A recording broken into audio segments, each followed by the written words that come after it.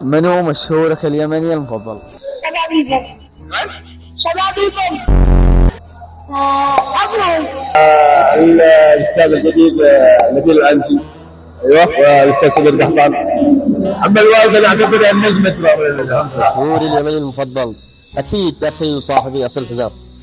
من هو مشهورك اليمني المفضل؟ صالح العولي. خلاص كلهم كلهم. ما فيش اثنين محددين واحد. أصيل حزام اها ومنى أسعد. ايوه مرحبا. من هو مشهورك اليمني المفضل؟ انت جاهز؟ لا كل احراجات والله العظيم. هذا فدادي.